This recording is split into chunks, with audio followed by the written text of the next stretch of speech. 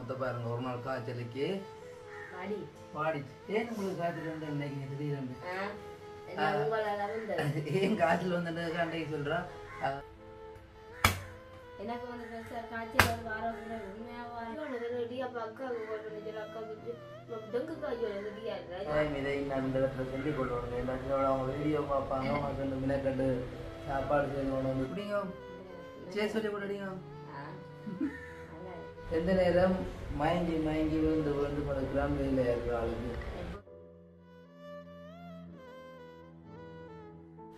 அனைவருக்கும் வணக்கம், நான் பசந்த்.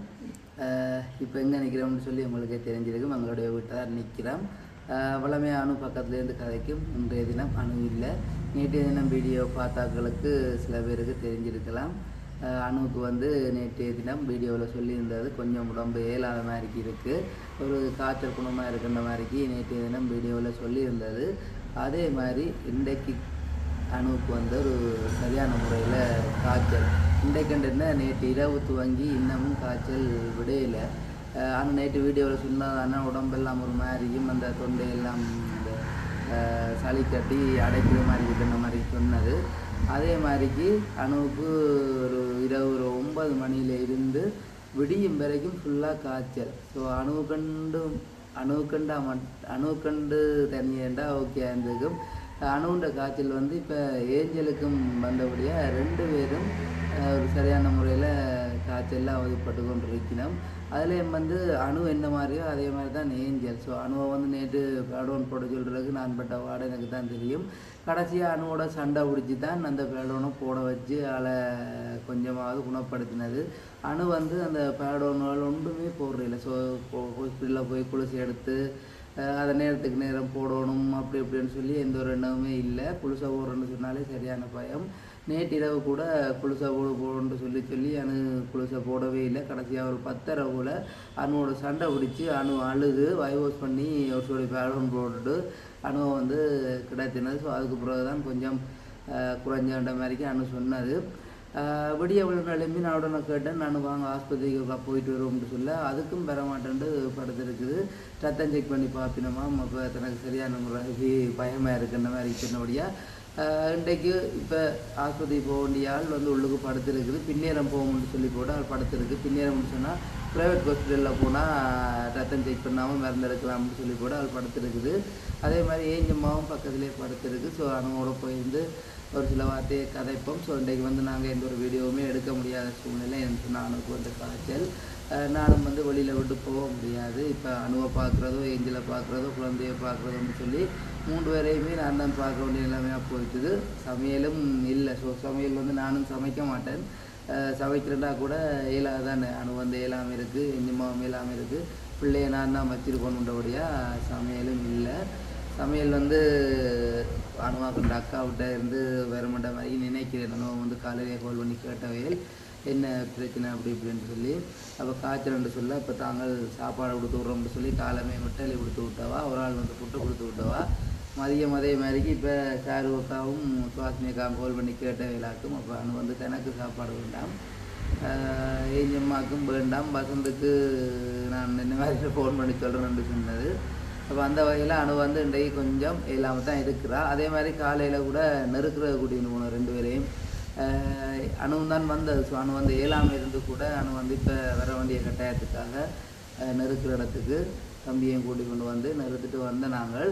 இப்போ வந்து அணு வந்த நேரத்துலேருந்து உள்ளுக ஆள் படுத்து தான் இருக்குது. ஸோ இளநியும் வந்து பண்ணிக்கிட்டு வந்தனான்.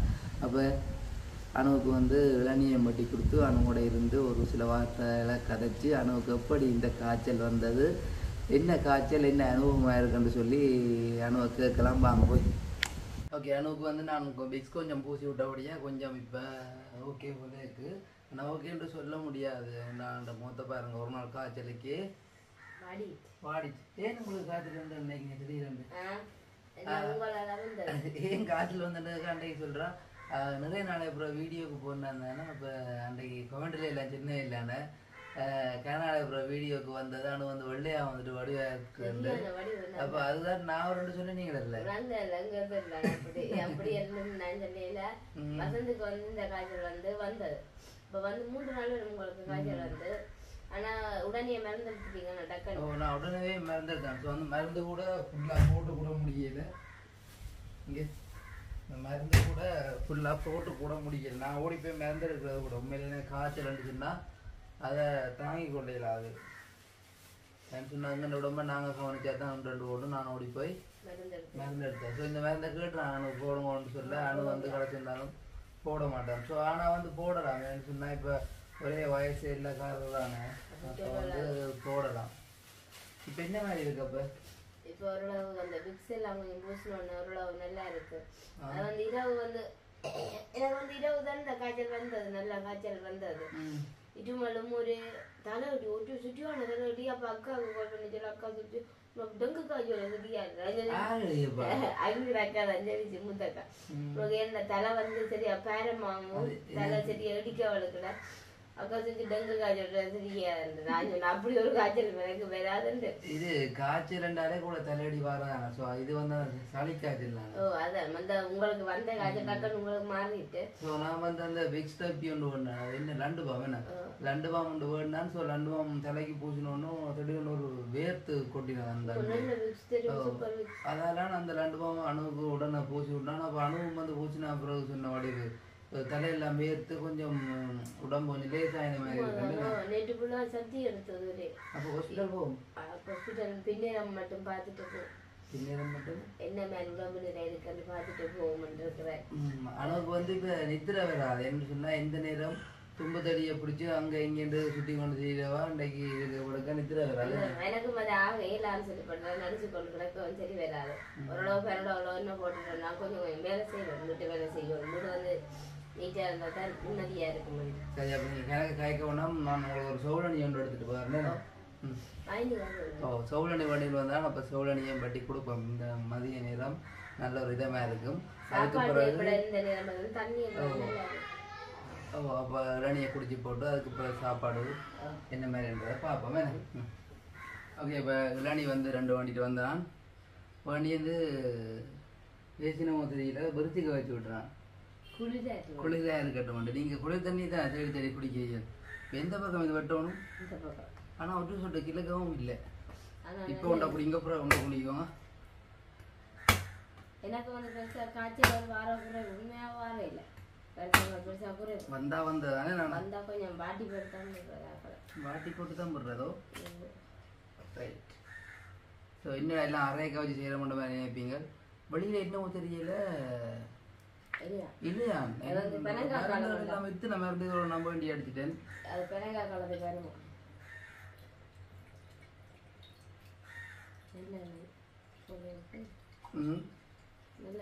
பிஞ்சில் நீ வேண்டிய சொன்னீங்க சொல்றது முத்தி நிறைய வச்சிருக்காங்க. வெளியே போகுது இருக்குது குடிங்க. சரி சொல்லி போடுறீங்க. ஆனால் இல்லை நீ வழுக்கல் இல்லை குடிச்சு போட்டு தான் இதே மட்டும் தெரியல. ஒட்டிய கப்பில் அடிக்கிறீங்க. இல்லை என்ன மாதிரி இல்லை நீ புரிஞ்சு காய்ச்சல் பார்த்தீங்களோ. ஆனால் இப்போ என்ன பேசிக்கணும் பேர் புரிஞ்சு வச்சு கொடுத்ததுக்கு அது குடிக்க மாட்டேங்குது.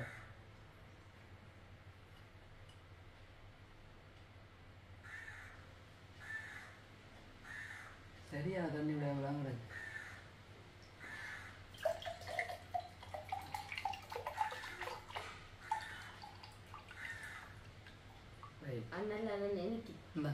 அடிங்க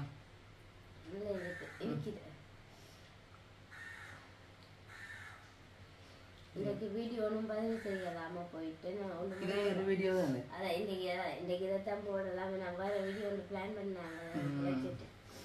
பாப்போம் அப்படி வண்டியோட காய்ச்சல் விட்டு மண்ட மாதிரி தான் நினைக்கிறேன். ஆனால் ஆள் பாருங்க காய்ச்சல் ஒரு நாள் காய்ச்சல்னா இன்னும் கட்டும் காய்ச்சல் அப்போ இரவு ஃபுல்லாக நித்திரை இல்லைன்னு இரவு ஃபுல்லாக நித்திரை இல்லை. மற்றது 7 மாதம் இரவு தான் காய்ச்சல் வந்தேன். அடுத்தது என்னன்னா நான் இரவு வந்து இதையும் சாப்பிட்டுட்டேன். என்னது காய்ச்சலுக்கு சாப்பிடக்கூடாது. தெம்மாக்கம்மா கோழி பூக்க செய்து கொடுத்து விட்டவா. அப்போ நல்லா இருக்குடா அப்புறம் கொஞ்சம் சாப்பிட்டு விட்டுட்டேன். அதான் இன்னும் சத்தி எல்லாம் எடுக்க வேண்டிய வந்தேன். ஓகே, அப்போ நாங்கள் அடுத்த கட்டம் என்ன செய்வோம்? அடுத்த கட்டம் பார்ப்போம், மதியம் என்ன சாப்பாடு பார்ப்போம். ஓகே, அப்போ நாங்கள் இதோட இந்த வீடியோவை ஸ்டாப் பண்ணி போட்டு மதிய நேரம் அணுவுக்கு என்ன சாப்பாடு வருதுன்றதை பொறுத்திருந்து பார்ப்போம். ஓகே, இப்போ வந்து பார்த்தீங்கன்னு சொன்னால் அணுவுக்கு வந்து மதிய நேர சாப்பாடு வந்துட்டு ஸோ அங்கேருந்து வந்துருக்கு அக்கா வீட்டு லட்சுமி போனது. அதாவது வந்து மூத்த அக்கா வீட்டே இருந்து அணுவுக்கு வந்து மதிய நேர சாப்பாடு வந்துட்டு. ஸோ காலமையும் சாப்பாடு கட்டி கொடுக்கவே இல்லை, அதில் ஒரு சொட்டு சாப்பாடு கூட அணு சாப்பிடல. கட்டாயம் இதை நான் இந்த இடத்துல சொல்லிக் கொள்ளணும். ஏதாச்சும் அவங்க வீடியோ பார்ப்பாங்க, அவங்க ரெண்டு மினக்கட்டு சாப்பாடு செய்து கொண்டு வந்து தரேன், நீங்கள் அதை தொடர்ந்து கூட பார்க்கல. என்ன சாப்பிட்டீங்க? ஒரே ஒரு வடையை 2 வடை வேண்டி கொடுத்தது. அப்போ ஒரு வடை பேக்கில் இருந்துச்சு. சரி, அதை நான் சாப்பிட்டு போட்டு அங்கால நிமிந்து பார்க்குறேன், மற்ற வடையை காமதில் வச்சிருக்கு. அப்போ நீங்கள் அந்த வடை கூட சாப்பிடுங்க. மற்ற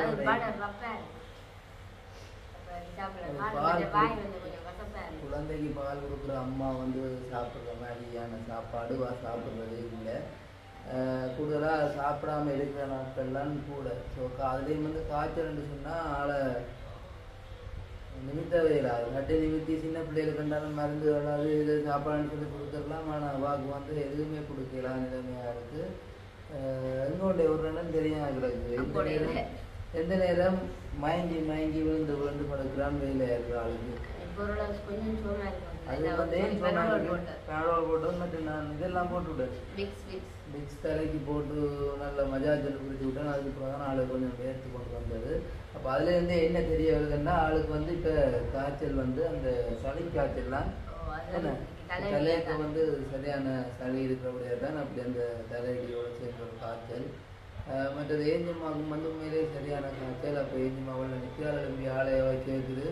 அப்பா எனக்கு பனடோல் சிறப்பு பறக்கி விடுவோம். ஸோ காலையிலேருந்து பனடோல் சிறப்பு பறக்க போனேன்டா பயத்தில் அழுது கொண்டு இருந்தாரு. பிறகு எழும்பி ஆளுக்கு ஏனா போயிட்டு போலேக்க அப்பா பனடோல் சிறப்பு பறக்கிற சொல்லி இப்போ ஆளுக்கு நான் பனடோல் சிறப்பு பறக்கினா பிறகு ஆள் கொஞ்சம் உஷாராக இருக்கிறா.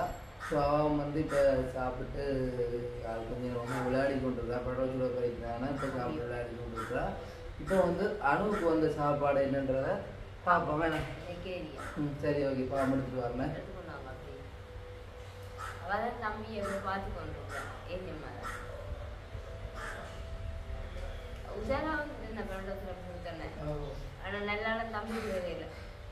ஓகே, இதுதான் வந்து அணுவுக்கு வந்த சாப்பாடு பார்த்தேன். ஸோ என்ன இருக்குன்னு சொல்லி உண்மையாக எனக்கு தெரியாது.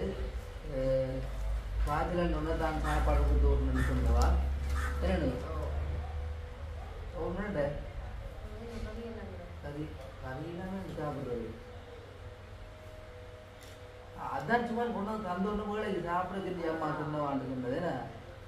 ஸோ என்ன சாப்பாடு அப்படின்னு பார்த்தீங்கன்னு சொன்னால் இடியப்பம் அவிச்சு, மற்றது கத்தரிக்காய் கறி, பீட்ரூட் சம்பல், பீட்ரூட் வர சம்பல், மற்றது முட்டை. அப்போ அடுங்கோ படுத்துட்டு நீங்களே குறையில அளவு அடுங்கோ. மதிய நேரம் ஆள் சோறு சாப்பிடக்கூடாதுக்காக அவிச்சு கொடுத்துக்கிறது. எனக்கு சாப்பாடு கடலே காட்டணும். நான் இப்போ தான் கொஞ்சம் சாப்பிட்றேன். வயிறு அப்படி ஊதி போயிருக்கு. என்ன கொண்டும் நிற்க வேண்டாம். அப்படி 3 இடியப்பம் போய்க்கிறீர்கள். வயிறு 2 இடியப்பம் வைக்கிறீங்க. யாருக்கு 2 இடியப்பம் வேண்டாம். ஏஞ்சுமா அவ்வளோ சாப்பிடும். நீங்களே 3 இடியப்பம் பண்ணால் ஏஞ்சுமா 2 இடியப்பம் சாப்பிடும். முட்டை எடுங்க. இன்னும் 2 இடியப்பம் எடுத்து இன்னும் 2 எடுங்க. இந்த கறியும் கட்டி கொடுத்து விட்டுருக்கா உன்னைக்கு. இது அப்படியே சுற்றி வச்சுட்டு சரியா அவிச்ச முட்டை சாப்பிடணும். இதுக்கு வந்து கறி கட்டி கொடுத்து விட்டுருக்கா. என்னன்னு தெரியல. சொதியும் கறியும் அந்த டிஷ்ஷு தான்.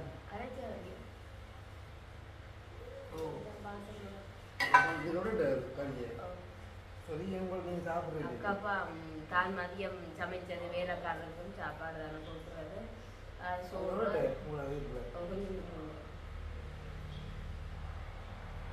குழம்பு ஒரு காலம்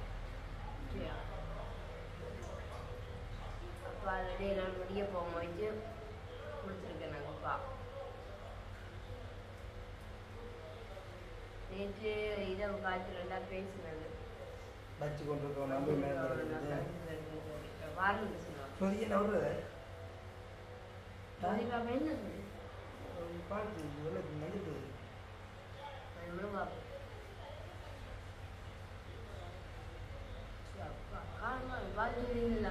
சாப்பிட்டு பாருங்க இடிக்கப்பட்டதுக்கு வந்து சொதி நிறைய இருக்கும் அப்பதான் சாப்பிட நல்லா இருக்கும்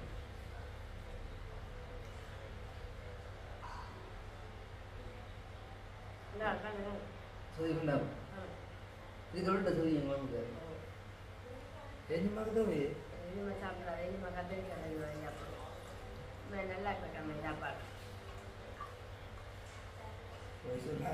சாப்பாடு நல்லா இருக்கு அந்த வயிற்று காய்ச்சல் வாய்க்கல் நாங்கள் வைக்கிற மாதிரியே இருக்கும் அதுதான் கூழ் தண்ணி நான் குடிச்சு கொண்டு வந்தாக்கா கூழ் தண்ணி நீங்கள் குடிக்கக்கூடாது சளிக்கு கூழ் தண்ணியே குடிக்கக்கூடாது ஆனால் அதான் கேட்கு கொடுத்துடலாம்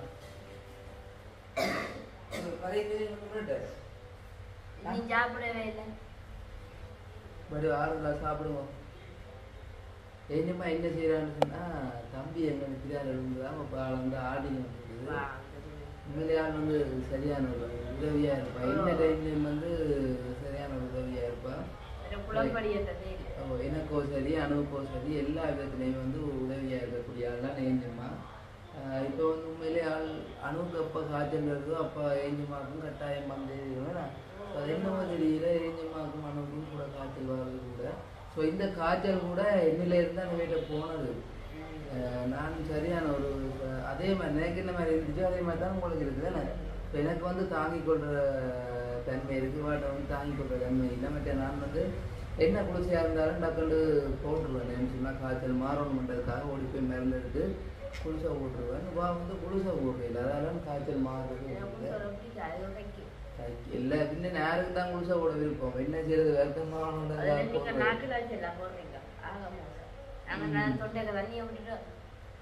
அப்படி போடலாம் தான் அப்படியும் போடுறீங்க இல்லையே சாப்பிடுங்க வெளியே கொஞ்சம் கொஞ்சம் சாப்பிடுங்க கணக்கில் அடி சாப்பிடுங்க போய் சொல்ல எவ்வளோ சாப்பிடணும் அப்படிங்களா ஏன் நான் வீடியோவில் இப்போ சாப்பிட சொல்லி கொண்டிருக்கேன்னா இல்லாட்டி அப்படியே கொண்டே வச்சு போட்டால் பேசாமல் இருக்கும் இப்போ குழம்பு கொஞ்சம் கூட சாப்பிடுங்க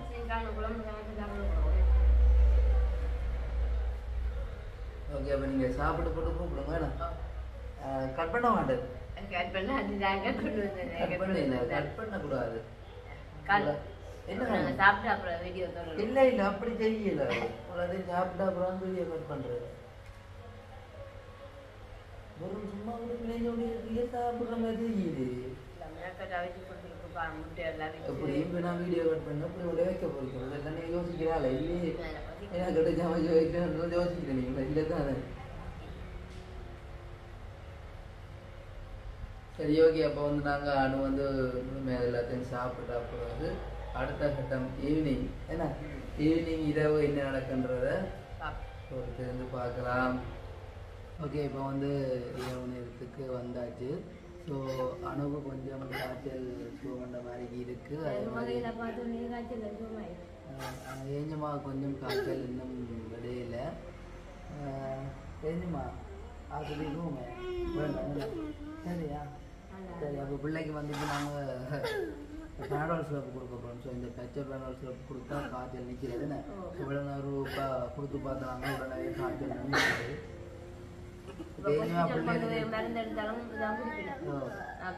பிள்ளை இப்போ எல்லாருக்கும் வந்து இந்த மருந்தை